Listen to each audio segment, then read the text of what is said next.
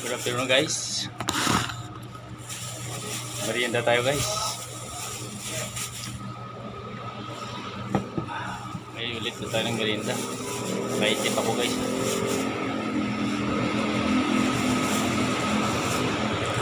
Mainit, sobrang init pa naman. Kaya nakakanto.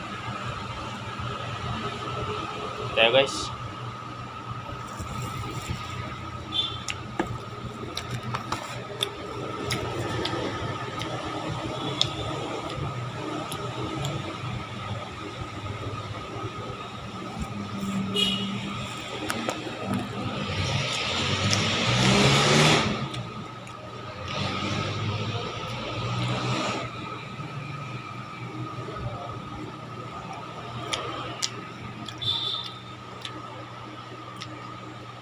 Ganito lang tayo guys.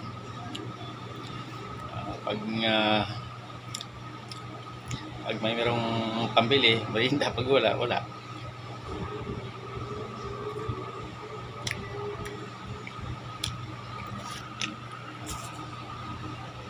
Sabi guys, medyo gipit pa tayo eh. Ngayon, gipit pa tayo.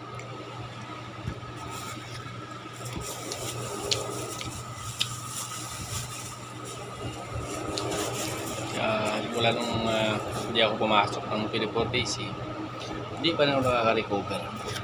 Sobra pa rin financially. Sobra na gipit. Kaya tipid-tipid. Ito, nakasweldo tayo kasi nakabili tayo. Pero tapos ito, mga solid din nakabis yung pera. Wala naman tayo mag-merienda. Tipid din naman.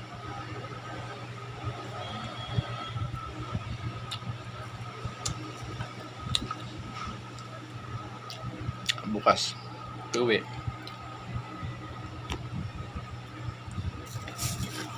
Bibili muna tayo ng mga pangunahing pangangailangan sa bahay. Ito yun talaga. Sabon, toothpaste, gatas ng alako ni Gabin, tapos diaper, vitamins. May vitamins sila, hindi ko talaga kinakalitaan kasi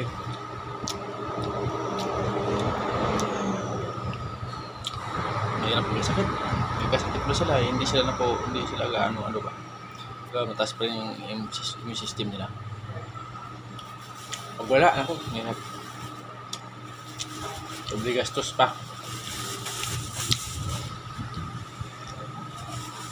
Kaya talagang bilibila ko sila vitamins.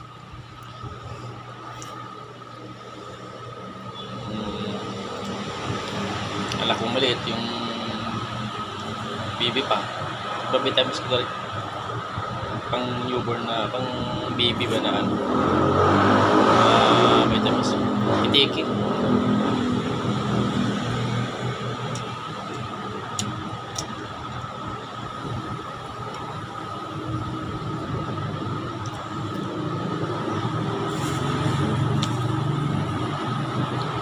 Medyo hirap si misis ngayon. Kasi yung baby namin, pag-araw, huli gano'n natutulog. Hindi siya naiitip. Pero itip man, pagising-gising. Hindi naman bagong mood niya ngayon. Siguro mga araw na. Kaya hirap siya. Gabi na siya natutulog, yung natutulog na siya. Siguro na. Pag gumaganda yung tulog niya, alas 11 na ng gabi. Yun, nakakatulog na. Kasi parang alam mo yung mabilis siyang makarinig ng mga kus-kus-kus, nagigising kagad. Dati di naman siya ganun. Ayun, grabe. Kus-kus-kus lang. Masarap na yung tulog niya. Kus-kus-kus lang. Gising na naman. Kaya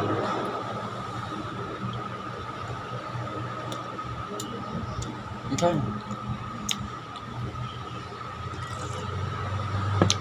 luluto si Mrs.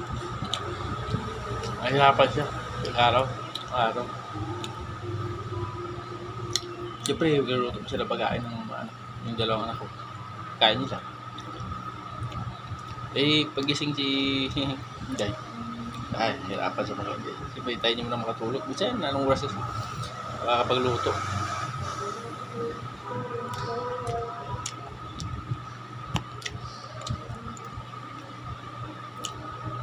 Tapos na nakakain. Nakapagluto mo siya. Siyempre, kailangan pa niyang 2 years old ko. Kailangan pa niyang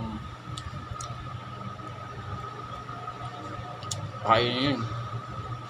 Hindi pa kaya kumain eh. Mag-isa.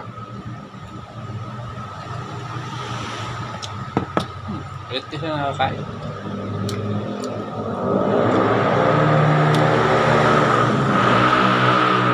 Hindi kasi, pag gising, ayaw yung nakaupo.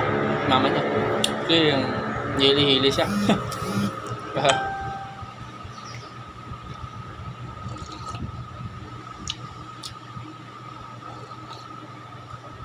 Hirap siya. E pag doon sa bahay ako, tapos pag doon ako sa bahay, ako po, ipinadirty ko po eh. Silit ako ngayon 24 hours, bukas ako. Kaya laging bagay doon. Pag doon ako, wala siyang ginawa. Talaga ako lahat po sa bahay. Siya alaga lang sa hintay. Nakakaintip siya, napatulog ko siya. Kulang ulit dito. Pagka hindi umigas hintay, tulog siya. Ako rin yung bahala sa gawain sa bahay. Sige, wala pa, kumalabahan man, luto, malingki, ako rin yung bahala sa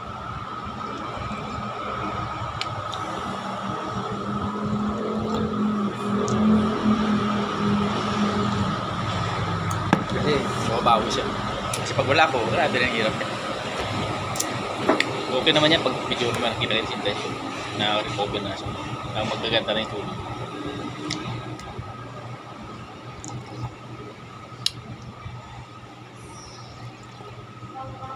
Kaya ngayon siguro nung maliit tayo, maliit ako, pasaway ako. Pag napagalitan ako, sama ko sa magulang. Ngayon ko na-realize na ang naging tatay ka na. Ang hirap pala ng pinagdaanan ng isang magulang. Ng mga magulang ko dati. Siyempre, dami kami nun. 7 pa kami nun. Diba? Mas lalo yun. Ako, 3 pa lang anak ko. Pero hirap na si Mrs. Lalo na siguro yung nanay ko nung kami maliit pa. Hiwa-hiwalay kami dati kasi hindi kami kayang buhay ng nanay ko eh. Yung mga ibang kapatid ko, sa mga lumaki sa tsahin niya, sa nanay ng magulang tatay ko, sa magulang ng nanay ko. Hati-hati.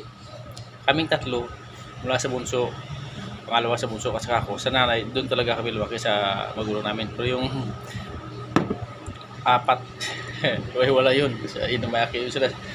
Yung panganay namin, sa panganay sa pangalawa, kay lula-lulo yun, sa side ng nanay ko. Si pangatlo, yun, sa side ni papa ko naman. Yung pang-4, sa tiyahin naman ng nanay ko. Sin kami.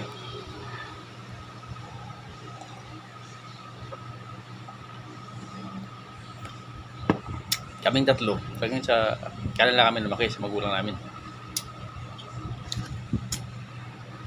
Bakit ng buhay? Kaya ako, hanggang 3 na lang yun ako. Ang tama na yun. May edad na ako. Ano na ako? 47 na ako. 40 na ako nag-asawa ba? Guys, late na ako nag-asawa. Pag nag-asawa, pag nagdagdag pa ako. Alam mo, mag-retire na ako sa security guard. Lagay na 60. Yung bunso ko na babae, 13 years old pa lang yan. Diba? Nagdagdag ka pa ulit eh. Yari na.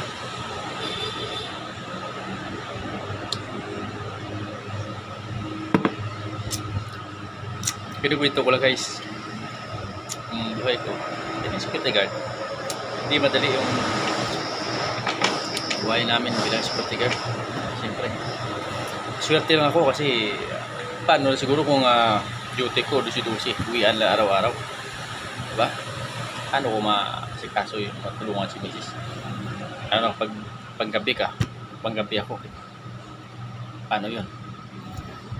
Pag uwi ko hindi pwede, pag uwi ko sa bahay, hindi pwede akong hindi matulog kasi panggabi ka eh. Tapos naasign ka pa sa mga mga pwesto na talagang bawal matulog. Yung mahigpit, mga hotel. Ako po. Siyempre, pagdating sa bahay, babae ka tulog. Siyempre, babae ka tulog. Eh ngayon, paano ko matulungan si Mrs. Krita? Diba? Yung kasi kung nasa ko sa mga hotel. Pero dati nasa ko sa nila. Pero nang nasa ako sa nila to guys, isa pa lang anak namin. Kaya ang naka-duty ako sa isa pa lang anak namin. Kaya kayang-kaya pa ni Mrs. yun. Nang nagdalawa na, na-assign ako sa iba na duty na. Ito na ako na-assign ng dalawa. Kasi ano na ko, magpipitong taon ako dito sa pisto ko na to. Diba? Kung sa hotel ako kayo, naku. Hirapan din. Hirapan siya. Kasi hindi ko pwede hindi matulog eh. Hindi nga pwede mag-duty ka na wala kang tulog. Diba? Hirap.